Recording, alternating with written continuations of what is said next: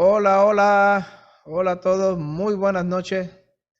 Eh, Otra vez aquí, Conservative Hispanic Network, desde Estados Unidos. Le damos la bienvenida a todos los que nos están escuchando el día de hoy. Y nada, vamos a tener un programa hoy para comentar la actualidad nacional de Estados Unidos y la actualidad mundial hispanoamericana. Con nosotros hoy, don Mario López. Bienvenido, Mario. ¿Qué tal? Buenas noches, Ron. Buenas noches, Edgar. Buenas noches a todos los que nos están viendo. Gracias por recibirnos una vez más. Y también con nosotros el día de hoy está Edgar Simón Rodríguez, abogado y activista venezolano. Edgar, ¿cómo estamos? ¿Qué tal? ¿Cómo estás, Ron? ¿Cómo estás, Mario? Encantado de Todo saludar a bien. todos los que nos están escuchando. Y nada, pues seguimos hoy con nuestro programa. Creo que es muy importante, ¿no? Hablar sobre precisamente los temas más candentes. Y uno de los temas más candentes que pasó precisamente hace muy poco es que Donald Trump finalmente ha dicho que va a intentar otra vez ser el candidato oficial del Partido Republicano, del Partido de Derecha Conservador de Estados Unidos, para la presidencia del 2024. Se va a lanzar nuevamente. Y esto obviamente pues va a crear y ha creado ya un huracán, una tormenta de opiniones a favor y en contra. A ver, ¿cómo podemos empezar a analizar el tema, muchachos? ¿Qué tienen que decir?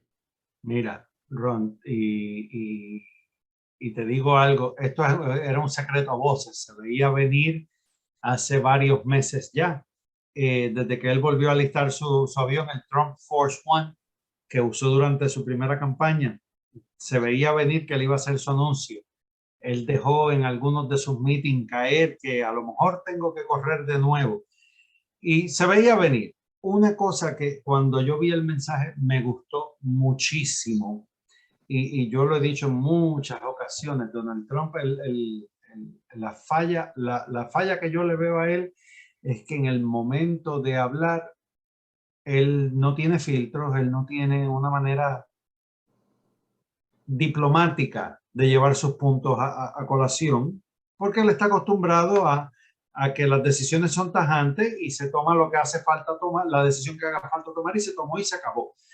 Este mensaje que yo lo vi ayer, desde que empezó, cuando dijo, esta no es mi campaña, esta es nuestra campaña, empezó a sembrar las pautas de que esto es un movimiento de nosotros, no mío. El movimiento MAGA es el movimiento más importante político de los últimos 150 años.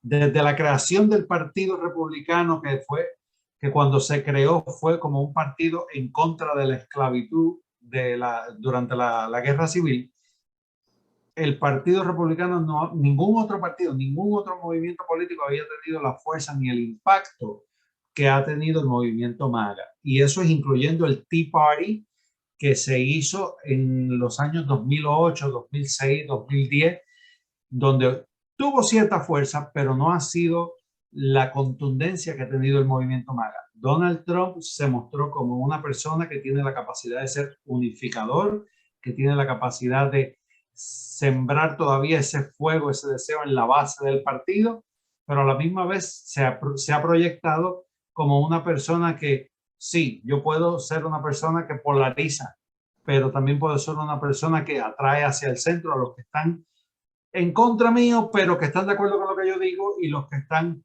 pues, a favor mío, pero que a veces difieren de mí un poquito.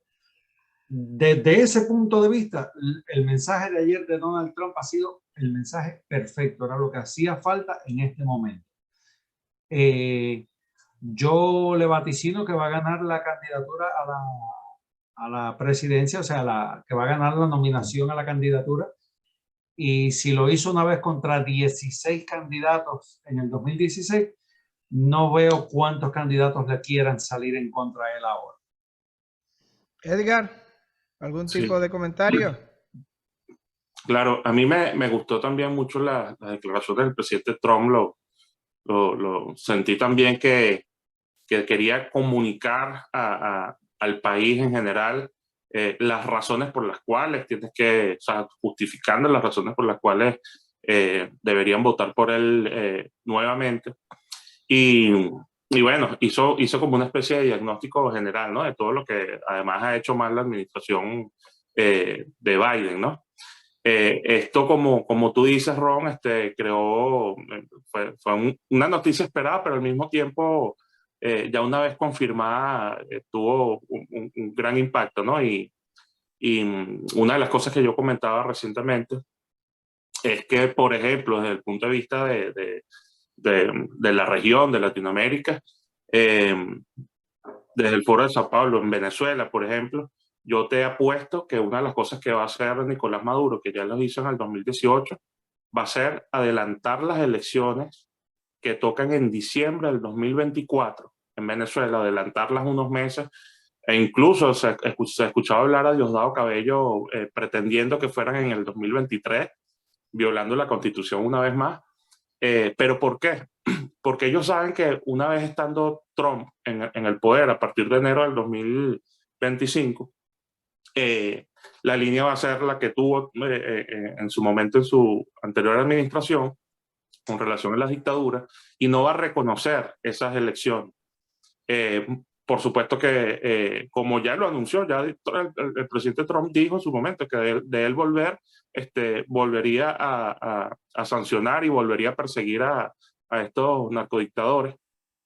Y entonces, bueno, en Venezuela te apuesto que va a suceder eso, ¿no? Van a hacer todo lo posible por adelantar esas elecciones de diciembre del 2024 unos meses antes, porque por supuesto cuentan con esta línea de comunicación y de entendimiento que tienen con Biden, que le está simplemente concediendo absolutamente todo lo que le pide Maduro a la administración Biden, ¿no? Y bueno, creo que el feedback que he recogido, por supuesto, de la gente en general, tanto en los Estados Unidos como fuera de Estados Unidos, en toda Latinoamérica, la gente que me sigue en las redes, es mucha emoción, ¿no?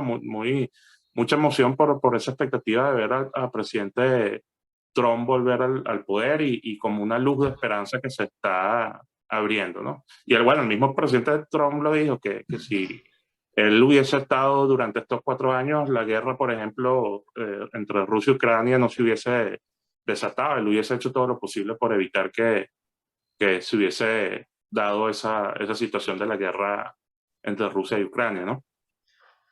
Pues una cosa que me gustaría comentar sobre la candidatura de Trump. La gente está hablando muchísimo de que, mira, que va a haber una guerra entre Ron DeSantis, el gobernador de Florida, que ganó por amplia mayoría, y Donald Trump, que se van a enfrentar los dos en una gran primaria, algo así como lo que hizo Trump y Ted Cruz para allá para el 2015, que fue una campaña viciosa, muy fuerte y de muchos ataques y de mucha emoción, ¿no? Con las emociones muy altas.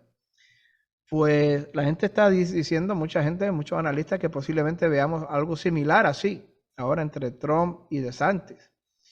Y DeSantis es una estrella, obviamente, a nivel, no solamente en la Florida, pero también a nivel nacional. Se ha puesto como una estrella nueva, como nueva vida al Partido Republicano. Ahora bien, yo creo que lo peor que pueden hacer Trump y DeSantis es enfrentarse. Esa es mi opinión personal, especialmente en una campaña así viciosa, llena de ataques personales, llena de insultos, como la que tuvo Trump con Ted Cruz, que le decía lying Ted, el mentiroso Ted, y que el papá de Ted Cruz posiblemente apoyó al Che, posiblemente estaba con Fidel en Cuba, que obviamente que una cosa que no tenía nada de realidad, pero estos ataques personales, ¿no? Eso es lo peor que puede hacer entre Ron DeSantis y Trump. Y me explico. Se necesitan mutuamente los dos para ganar. Si no, perdemos. El Partido Republicano va a perder definitivamente en el 2024.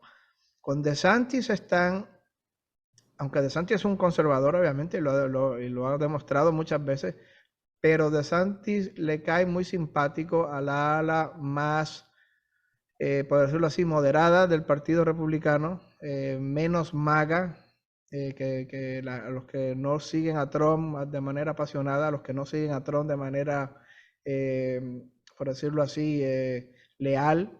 A esos le cae muy bien DeSantis, a una generación que dice, mira, DeSantis es la versión más pulida, más social, más bonita, más mejorada de Trump. Es Trump point two, pero versión mejorada y mucho más refinada, por decirlo así. ¿Qué pasa? Que Trump tiene a sus seguidores leales, que son 100% leales y que son firebrand, que son apasionados por Trump y son magas hasta el último momento, hasta por siempre.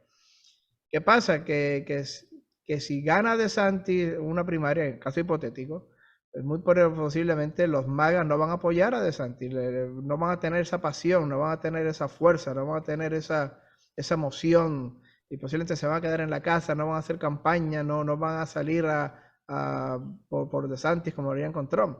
Si gana Trump, pero DeSantis no endorsa completamente a Trump, entonces pues muchos de los moderados, de los más centristas, de los más del centro, por decirlo así, tampoco van a ir por Trump. Entonces dividiríamos el partido y estaríamos dándole una ventaja enorme al Partido Demócrata. Recuerden, el Partido Demócrata siempre tiene la gran ventaja sobre el Partido Republicano, que son las redes sociales, la censura en las redes sociales. Esperemos que cambie la cosa un poco ahora con Elon Musk, con Twitter, pero en lo que es YouTube, lo que es Facebook, lo que es Twitter todavía, es siempre 100% a favor del Partido Demócrata, de los izquierdistas, de los liberales, por la censura enorme que hacen contra todos los mensajes del Partido Republicano, especialmente, y los mensajes conservadores que vienen de los grupos sociales, de los grupos religiosos, a favor del matrimonio entre un hombre y una mujer, en contra del aborto, todo eso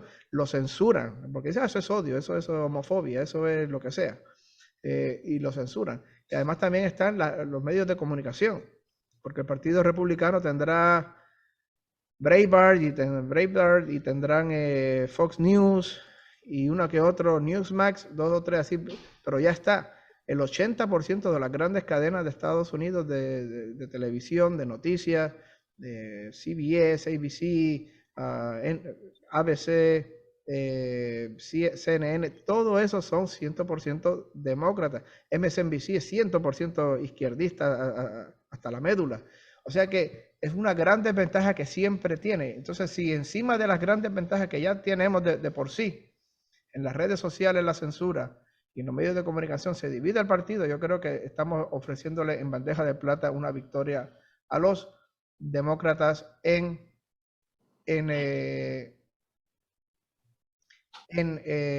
los próximos las próximas elecciones. Se necesitan mutuamente los dos y yo creo que ya sea que se salga DeSantis y endorse activamente a Trump y que Trump venga con un wild card como vicepresidente, no tiene que ser DeSantis. Si DeSantis es el vicepresidente, pues muy bien, perfecto.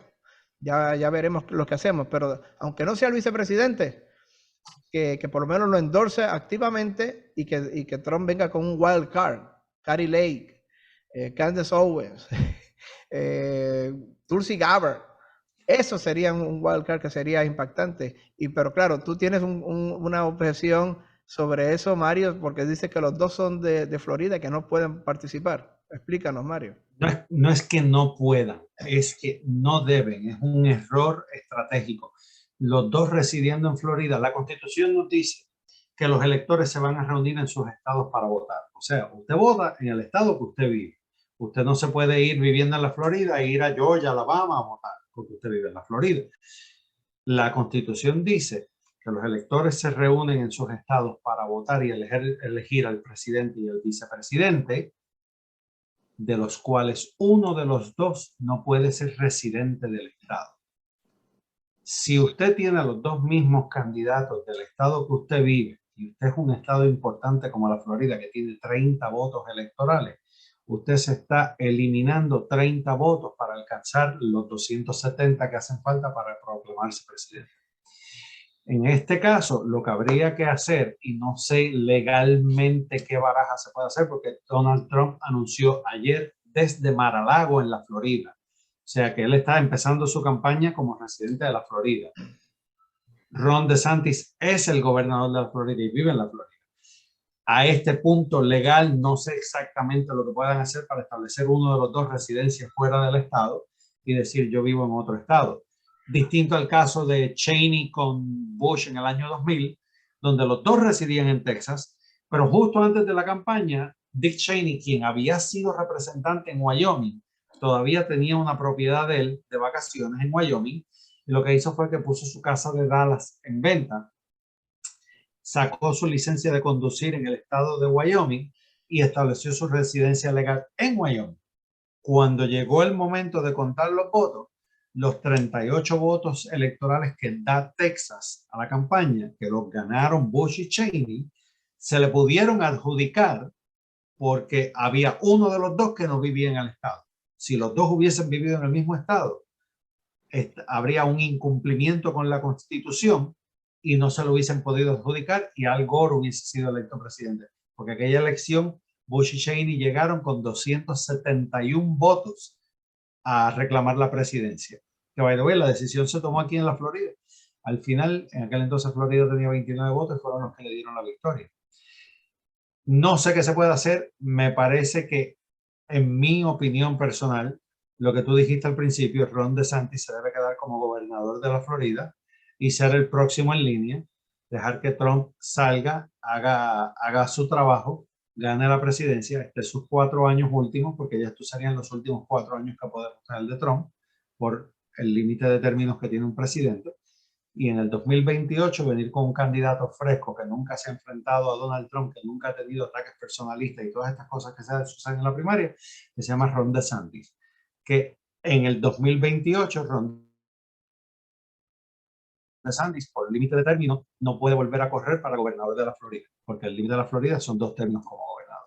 Es mi opinión. Bueno, en el peor de los casos, me parece a mí que si van a correr juntos, pero no es necesario, como lo dije ya, no es necesario que corran juntos, con que DeSantis se quede de gobernador de la Florida y simplemente endorse mucho y muy fuertemente a Trump y hagan campaña juntos y salgan juntos los dos abrazándose y qué sé yo, y hablando juntos en discurso y dándose más abrazos y besitos. Con que hagan eso, yo creo que ya lo tienen. Y si van a correr juntos, lo que tiene que hacer Trump simplemente es, no sé, en el momento adecuado, dice, mi residencia es mi penthouse, en que tiene ahí en la Trump Tower, Manhattan, sí. en Manhattan, allá en el último piso de la Trump Tower. Ah, esa es mi casa de Nueva York. Y ya está. Con que diga eso, pues posiblemente ya se vaya ese escollo legal. Otra cosa que hay que hablar, midterms. Los midterms fueron ya, ¿cuánto? Hace una semana. Una semana y un día. Y sí, y un desastre en el sentido de que ha tardado muchísimo en saberse algunas de los resultados.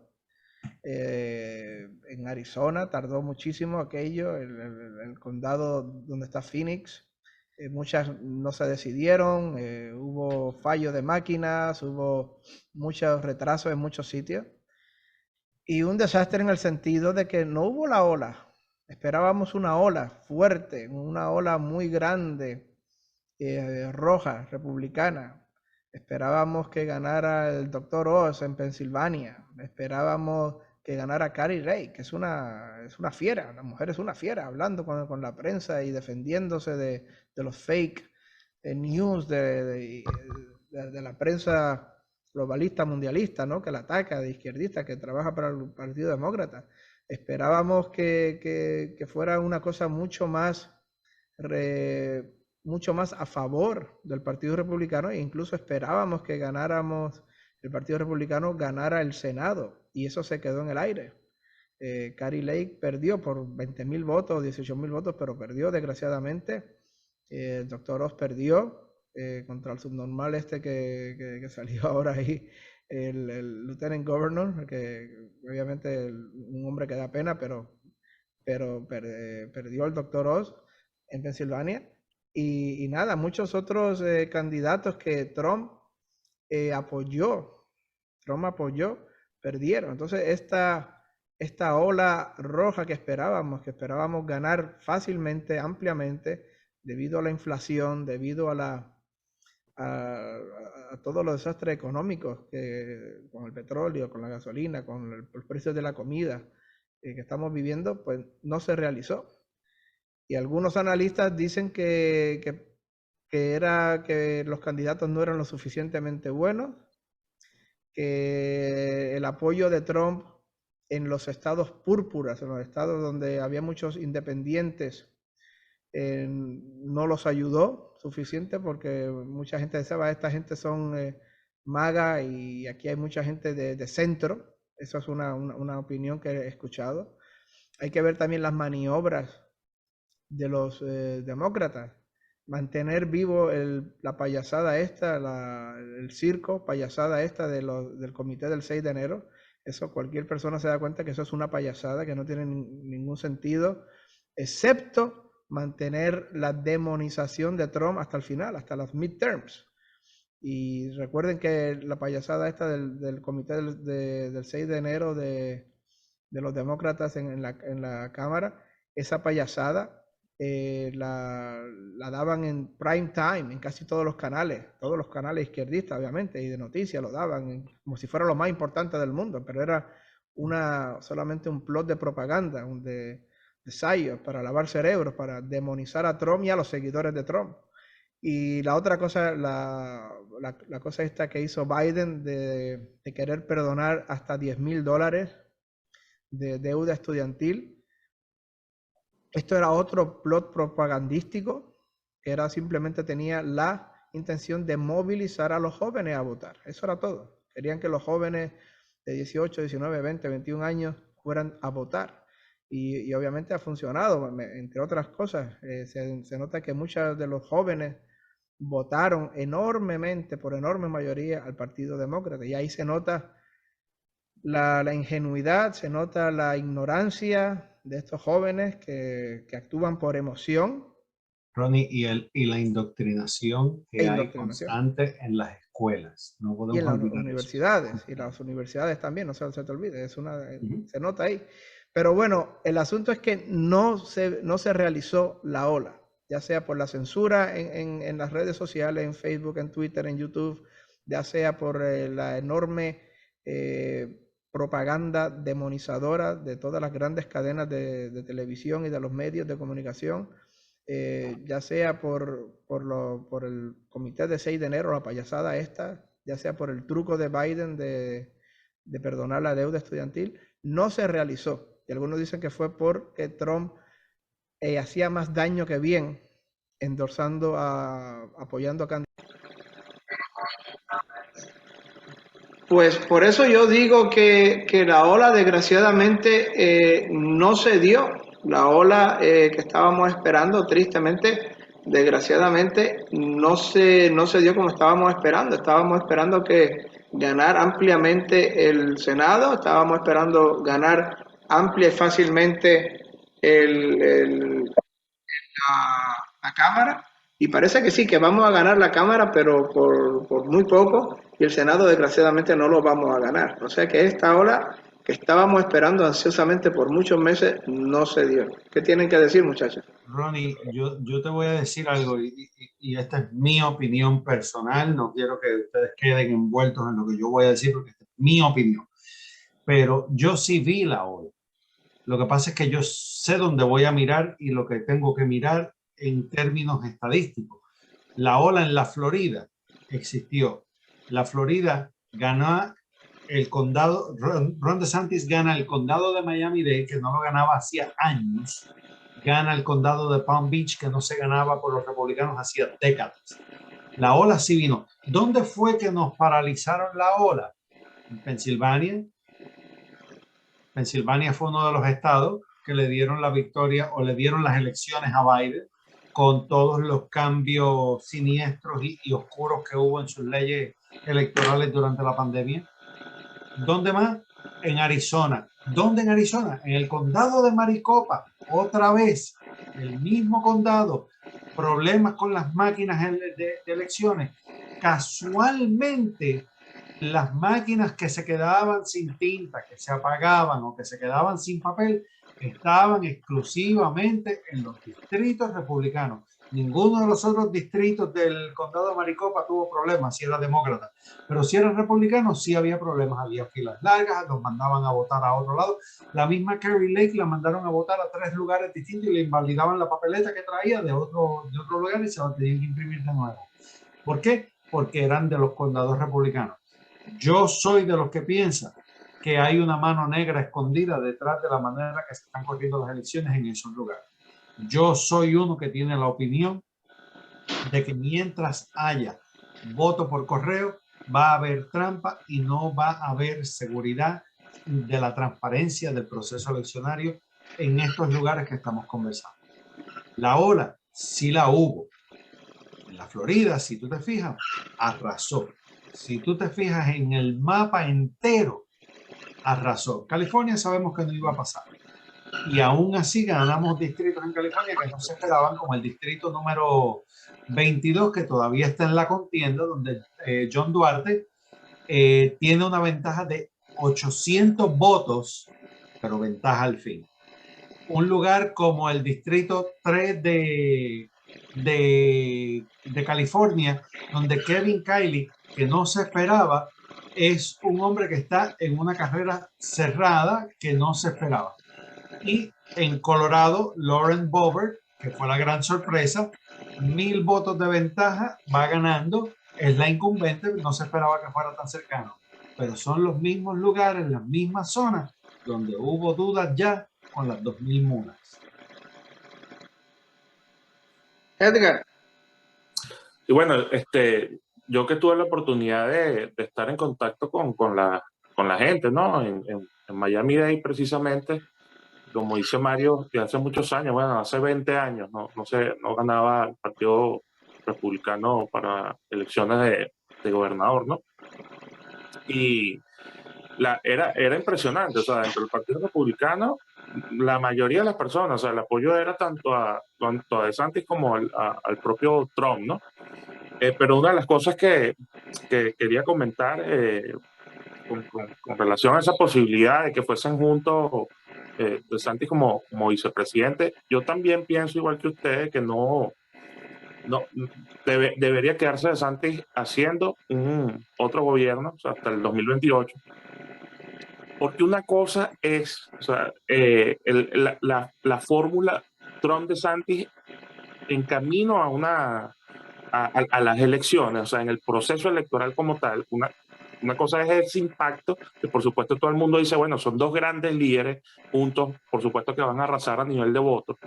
Pero otra cosa distinta es ya lo que viene a ser la imagen para DeSantis en un gobierno, durante un gobierno durante 4 años, donde va a ser el vicepresidente, no va a tener el mismo, claro que va a tener protagonismo, pero no el mismo que el propio Trump.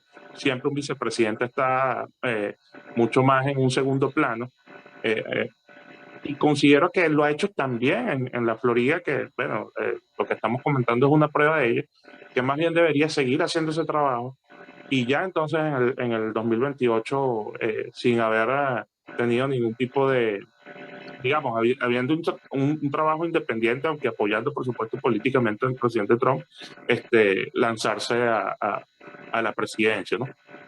Pero sí, fue de verdad que fue impresionante esa experiencia que tuve de estar en contacto con la gente.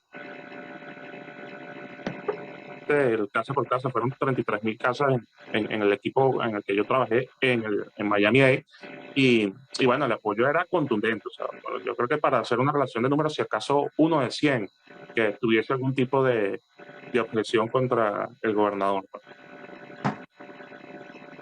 Impresionante, 1 de 100, o sea, un 1%. Sí. Eso te dice la solidez y la fortaleza que tiene la imagen de Ron DeSantis. A mí me parece que erosionarla ahora en el 2024 es mala idea. Lo que dice Ron es la idea perfecta. DeSantis quédese como gobernador, apoye a Trump en todo momento. Cada vez que usted diga algo de Trump, diga el presidente Trump es lo mejor que hay, y en el 2028 usted es nuestro candidato, un candidato fresco, y se están garantizando entonces los republicanos las elecciones del 2024, 2028 y probablemente 2031, que sería la idea perfecta de esa continuidad. Ronnie, si me dejas entrar un poquito en el tema de las primarias.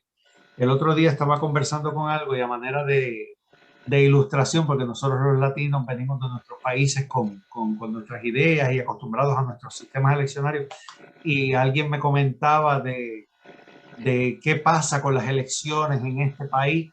Bueno, es algo bien claro y me gustaría, si me dan un momentito, se lo suplico, que me dejen tocar en la Constitución de Estados Unidos el artículo 1, sección 4, que nos dice que los lugares y la manera en la que los electores escogen los representantes y los senadores son descritas por cada legislatura estatal.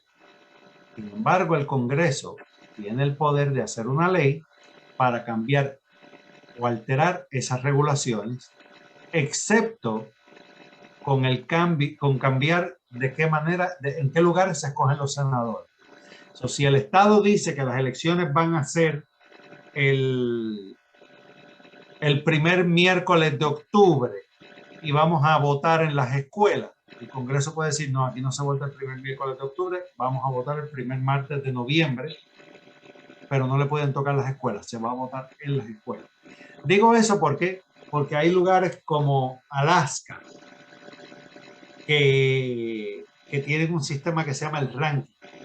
Y me llama mucho la atención porque no mucha gente entiende el ranking system. El ranking system no es otra cosa que estamos nosotros tres corriendo para la misma posición. Y pues el elector A dice, bueno, yo quiero que Ronnie sea el primero. Ese es mi candidato favorito, ese es el número 1. Mario es el 2, Edgar es el 3. Pero el elector B dice, no. Edgar es el 1, Ronnie es el 2, Mario es el 3. Dependiendo de cómo vayan cayendo esas votaciones, es como se adjudican los votos. Si ninguno de los tres llegamos al 50%, entonces se empieza a mirar quién era la segunda opción de cada elector hasta que uno de ellos llegue al 50%. Y ese es el caso de Alaska y el caso de Maine.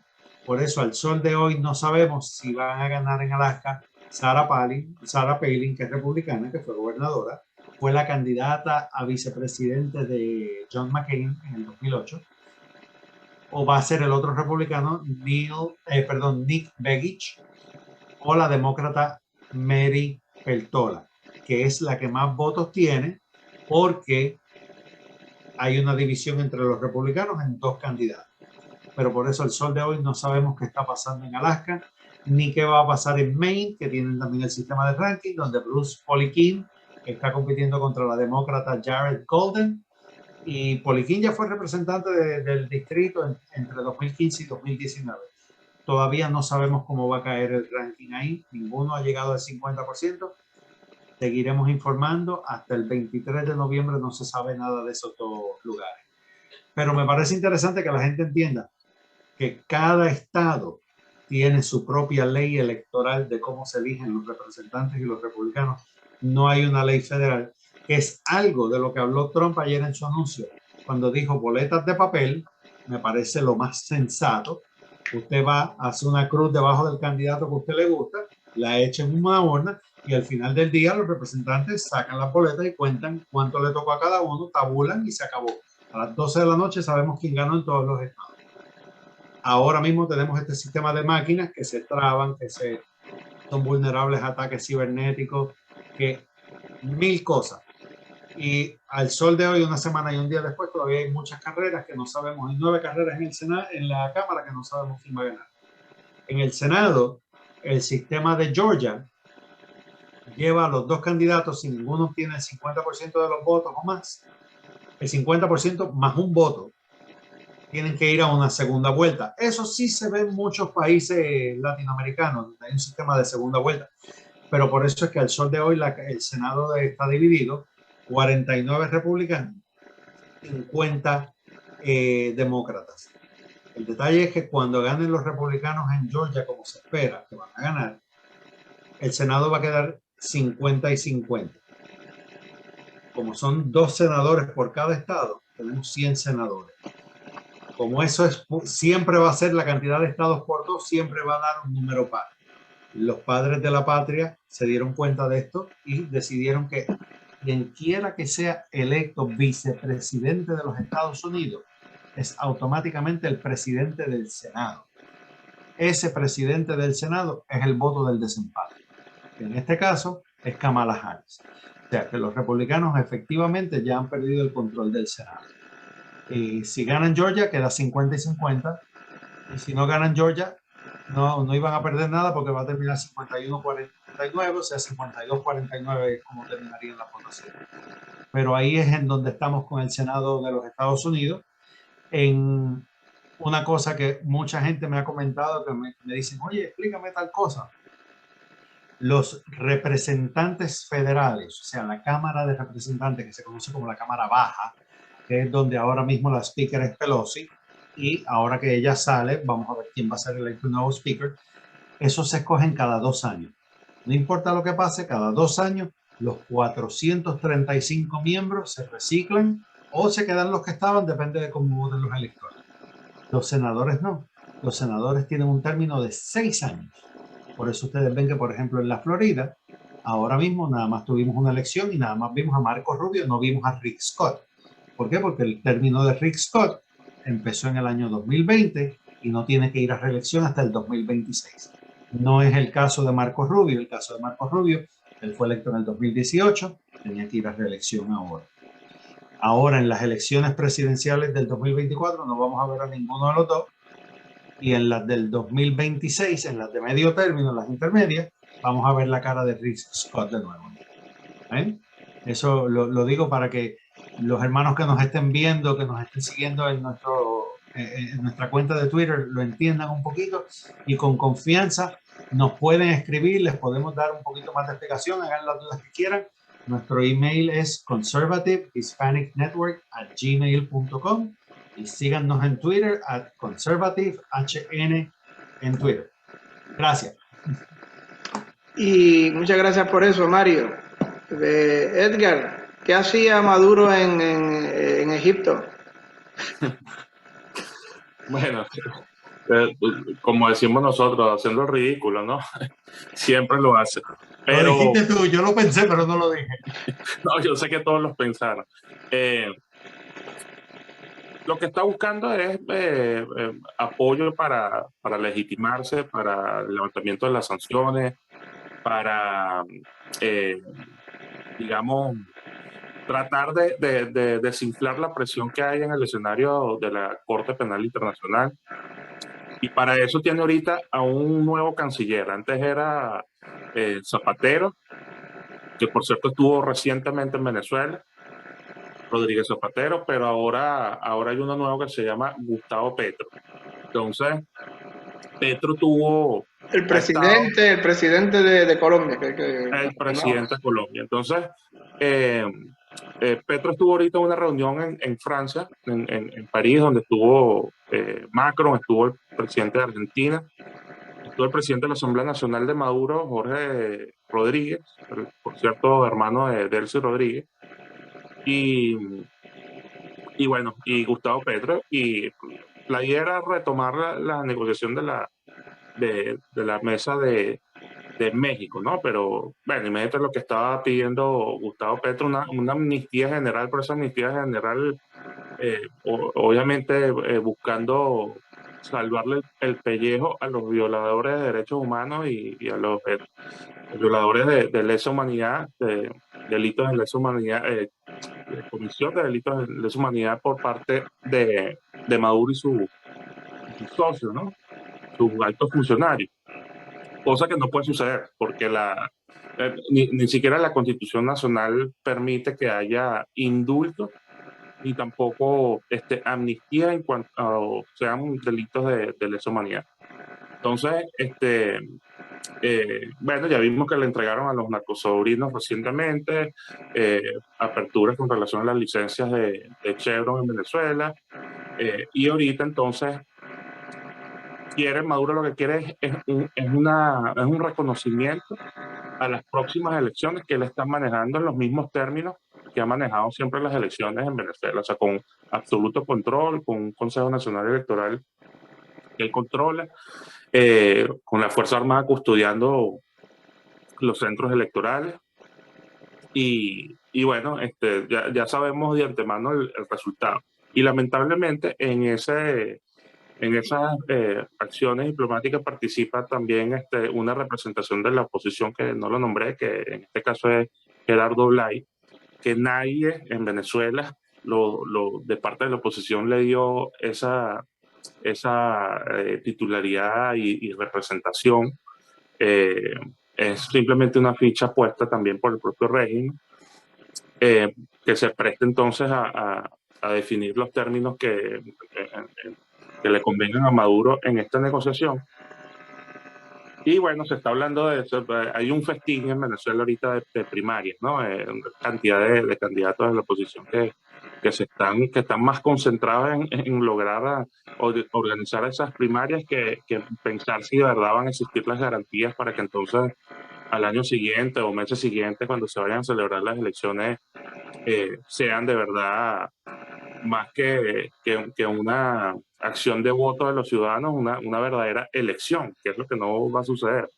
Entonces, bueno, Gustavo Petro se está prestando para esto, está moviéndose mucho, acercándose, por supuesto, no solo a la Comunidad Europea, sino a la administración de Biden, y manipulando, como siempre lo ha hecho, manipulando mucho con el lenguaje, tergiversando la verdad de la realidad de Venezuela y tergiversando la verdadera naturaleza del régimen, ¿no? Entonces, ahorita se ha convertido como en una especie de vocero principal del Foro de Sao Paulo, que ahora son un bloque, ¿no? Con Lula en Brasil y en Chile, Perú, Nicaragua, Cuba, o sea, la verdad que están prácticamente México, han tomado todo el continente y Gustavo Petro se ha configurado como una especie de nuevo Chávez, ¿no? Porque Chávez siempre fue ambición de Chávez ser el líder internacional, el líder mundial, otro líder estilo Fidel Castro, y ahora Gustavo Petro va en ese camino